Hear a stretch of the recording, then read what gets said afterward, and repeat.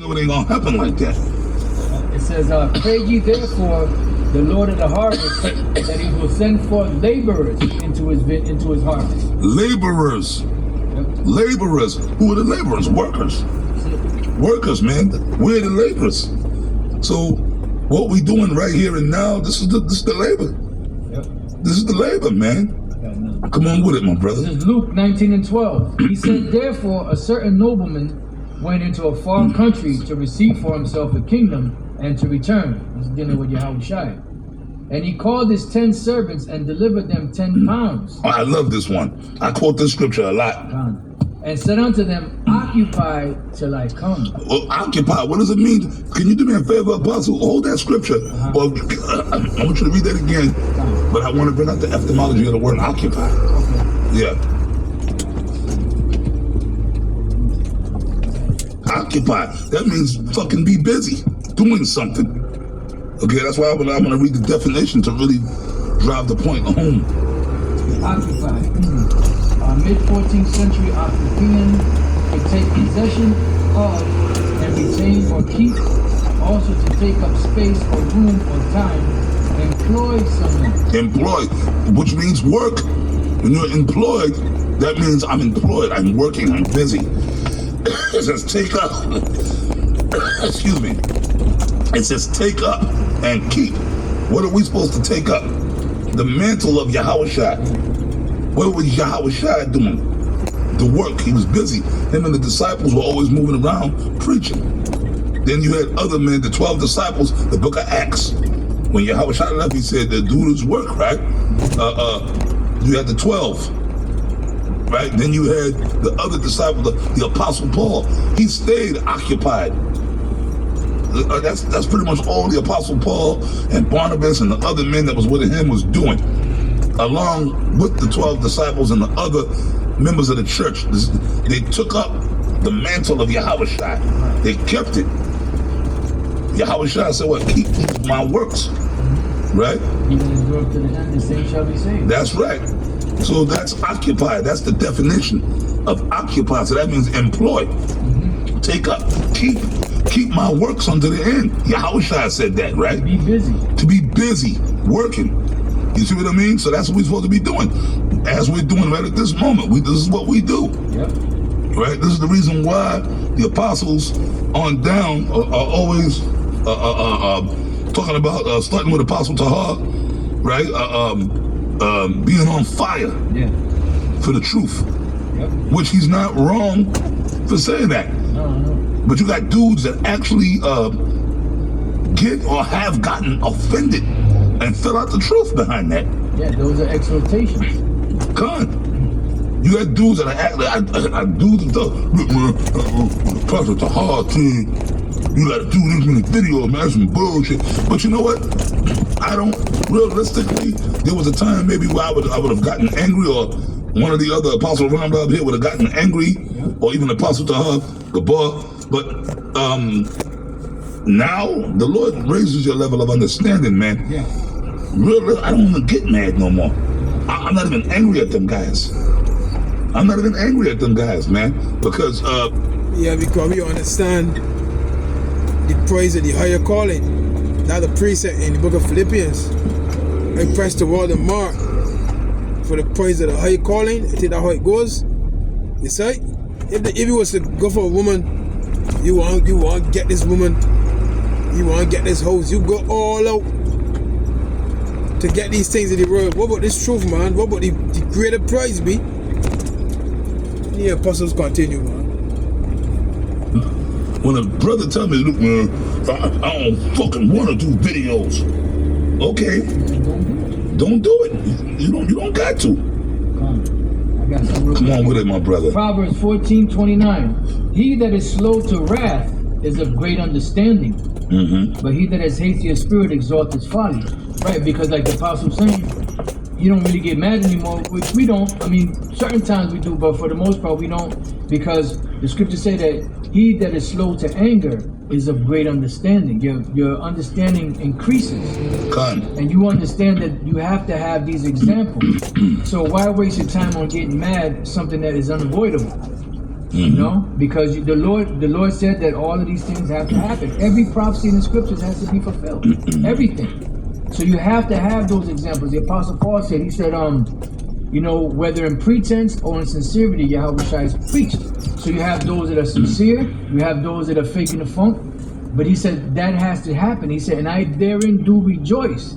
Why? Because both sides have to happen. You know? Done. Like, the main thing too, remember the scripture says, many are called, but few are chosen. So a lot of guys are gonna come into the truth, like as tradition, going back to One West. Back in the early 90s, we had a whole flux of guys that came in the truth. We had camps. It was just like how it is now. How we got camps all over the world, all over the country. Apostle Ramlam knows. We had a Passover. This was back in the 90s, the mid 90s. 95. That was 95. It had to be. The Passover at, you already know what I'm talking about. The Passover at Columbia University in New York City up there. That's like a big, giant, famous, world famous university.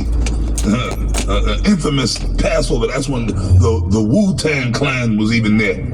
Yep, they came to the Passover, which they shouldn't have been there, right? But whatever. But anyways, there were brothers from all over. It was just like now. There was actually a Dallas camp back then. There was a Boston camp back then. There was a California camp back then. All over the. I mean, I think there were brothers from all over the country. Philly, Florida, Oklahoma. Connecticut, of course. Well, we represented the Connecticut camp. Yeah, you know, us, myself, Apostle Ramla, Apostle Gabar, you know, I'm sorry, the bishops, the other top elder bishops from Connecticut, you know, which y'all know who they are, you know. But anyways, brothers from all over, right? So, I mean, it was like, dude, it was like, to me, damn, like 1,000 people in that motherfucker. It was packed. Well, plus, remember that back then you had the women, the kids. Was that was the Passover that King Mashal sent all the women downstairs? Yes. That was the Passover. It was like a downstairs level. King Mashal spirit got on him. He said, look, all you women, y'all go downstairs. Right. He made all the women go downstairs. They was mad. They were mad. And you had certain niggas that got emotional, right? Because King Mashal was in order. He said, look, man, the women don't need to be amongst the brothers. The brothers just socialize for the Passover. Send all them women downstairs with them kids. You know? Should have sent the Wu-Tang cats packing too. They should have told them that. That would have really made it in order, right? I ain't got nothing against them guys. I know those guys, but they don't belong at the Passover. They're unbelievers. They're unbelievers. Now, if it was just, let's say, like a regular get-together, if it was just like a regular get-together and shit like that, like we were just having a feast and whatever, and they came, okay, because that's not nothing spiritual. That's just, brother, we would do that back then, you know. We used to have certain feast days, which a feast day is not a high holy day. It's a feast day, pretty much like a party, a get-together, you know. I mean, even though the scriptures say be not unequally yoked together. But real talk, you know what? Let me correct myself. I'm sorry. Even that. We're Israelites in the truth, man. Right. We have a get together. It's supposed to be brothers. There's no niggas supposed to be in our congregation, man. Them niggas smoke weed, do all kind of wicked. They committing adultery. They doing all kind of wicked shit. What the fuck they supposed to be around us, man? When we get together, no, they shouldn't have been there. Period. Okay. You see what I'm saying? At the Passover. But you know they ate the lamb and all that. Oh yeah, you know them niggas. You know they got fed, drank wine. Oh, but I wonder if they took the bitter herb. Probably not. You know, Son Leonard didn't take the bitter herbs when he was with Icy. Oh, I'm pretty damn sure he didn't. The lamb was good. The wine was good. The lamb was good. And then that's a damnation onto you, man. That wine represents the blood of Yahweh Shai. The lamb represents his flesh. That's right. The unleavened bread. Oh, man. Right? Bitter herbs. The bitter herbs. But we saying all that to say this. That Passover, I mentioned that because we had a thousand, it might have been 1,000 guys in there. Right? 1,000 dudes. It was all of, but guess what? As the 90s wore on, especially leading up to the year 2000 and the year all them guys all fell off, man. But except for a few brothers. Yep. A few of us are still around. Certain other guys are still around. Certain brothers are still around. But a lot of guys fell off. Even some of the so-called top 7 fell off. Members of the top 7 fell off. Because they're not doing the work. The Yeshaya ain't doing the work. Kazak ain't doing the work. Lahab ain't doing the work. King Mashah passed on to the spirit world. High Priest Jaquab passed on to the spirit world. You know, High Priest Ariah. Yeah, High Priest Shaw. I mean, he's not really doing the work either, man. I mean, we still believe that he's a man of the Lord, but he ain't doing the work though. Because if he was, we would see it. You know, so hey, man. I mean, High Priest Ariah, I really don't know what he's doing. You know, because we got the word that High Priest, that was a rumor about High Priest Ariah dying. You know, as far as we know, High Priest Ariah is still alive. You know, I was told that was a rumor. Okay, so my information, High Priest Ariah is still with us. You know, but anyways, a lot of guys fell off. Like I said, even from top men to the lowest guy. You see, so that's why I quoted the scripture: "Many are called, but few are chosen." So a lot of guys are gonna fall off. But that's why Yahweh said, "The harvest is plenteous, but the laborers are few." Pray the Lord that He sends laborers into His vineyard. But that in itself is prophecy. So when the guy got an attitude when Apostle Tahab said you gotta do videos, I don't get upset no more. I'm like, okay, well, you know what? That just means you're not of the elect, or the Spirit is not on you to do so. To be fair, the scriptures do talk about. Yeah, the scripture says, "Give diligence to make a call on me." That's sure. So if you do these things, you will never fail. That's what the scriptures say. Yahweh Shai. They'll say, yeah, I believe in Yahweh Shai. I believe in Yahweh Shai. I call upon him. I believe in the Lord, man. But the Spirit is just not on that guy to do the work. Right, he's not a prophet. He's not a prophet. You can't teach unless you're a prophet. You know, you have helps, you have administrators, you know, you have counselors, you know, but the main ones are the apostles, the prophets, the teachers. You know, those are the evangelists, those are the main workers, the main laborers. So even among the body, you have men that are not going to do, you know, the physical teaching on the streets because they're just helps. Like Joseph of Arimathea. You know, he believed, but he wasn't out there doing the work. He was just providing, you know, money and stuff to help the ministry. He gave his sepulcher so Yahweh Shai could be buried to fulfill prophecy. You know? That's right. You got something, bro? Yes, sir. Okay, we'll end it on that scripture. Luke 19 and 13. And he called his 10 servants and delivered them 10 pounds and said unto them, "Occupy till I come." Now when you look up that word occupy, it goes into the Greek word pragmatomai, which goes back to pragmatic. The word pragmatic means to work. Right? Which we read the word occupy means pretty much to be working. So it says to busy oneself with, an example, to trade, occupy, because the Lord gave us money. We're supposed to go out there and how do you become occupied? Take the Lord's money, you go out there and trade it. How do you do that? By going out there and teaching the word. Because the word being the money that's invested, what's gained back from it are the brothers out there that are being sealed by the Lord, by the word of the Lord. You know, no, sisters also, but we're dealing with the men because those are the teachers. Right? Then it says to be occupied in anything, to carry on a business. You know, to carry on the business of a banker or a trader. The Lord gave us shekels, spiritual shekels to trade.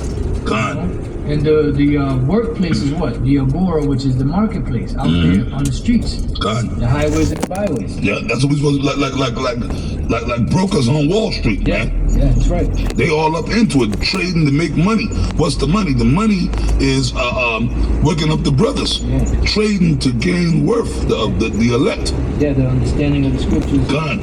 You see what I mean? So that's what we're supposed to stay busy, occupying in this work. If the Spirit ain't on you to do the work, is either two things. Either you're just not of the Lord's elect, you're not a man of the Lord, or you could be a man of the Lord, but you could be a help. I just wanted to cover that point. You see what I'm saying? You got brothers that the Lord just set up to help finance the brotherhood or brothers, and they're going to be delivered just based upon that. And they believe on Yahweh Shai. Yeah, that's it. Some of you brothers that the Spirit ain't wanting you to do videos, but you might be helping the brotherhood monetarily or whatever. Hey, may the Lord bless you on that. You see, because the scriptures say so. Yeah. That's right. The Spirit didn't want everybody to do the work. What we do. The Lord got different spirits on us, man. Yeah. Hey, Yahweh Shai said, blessed is that servant whom his Lord, when he comes back, so findeth him doing what? Doing the work. Whatever capacity the Lord gave him. God. You know, because even among the prophets, you have those that have a greater portion and those that have a lesser portion. God. 30, 60, 100-fold. You know, so if you're a help, then continue to help. You know, until the Lord comes back, because that's the Lord in that fashion. God, that's right. Understand, you gotta get to a point where you have to know your lot. But for you brothers that the Lord, you know the Lord gave you the knowledge and the Spirit on you to teach. Yeah. Don't get lazy-minded, man. Exactly. Stay busy in this work. Yeah. You see? Like, through the Spirit, you know who's who, man, as far as the work. You know a brother's capable of doing certain things, but, you know, sometimes Satan fuck with all of us, and the demons will try to make you become complacent. You know what I mean? No, man, you got to rebuke. It's a constant fight, man. Oh, yeah. You got to constantly rebuke Satan, man. It's a fight. It's a fight. But with that, I hope you brothers got it. This video was edifying, I pray. And we say Shalom, Barak, Kal, Akim, to the hopeful elect, man. I mean, Abaratazai, myself, Apostle Ram Lab, and the Elder Demasha Pod, we're going to be making a little trip down to Houston to go see the brothers in Houston. So Lord willing, Spirit get on me again. I'm going to probably want to get another video up later, maybe a nice little in-transit video. All right, so Lord willing, I'll be back later today with a follow-up video, and I'll say Shalom. Shalom. Shalom.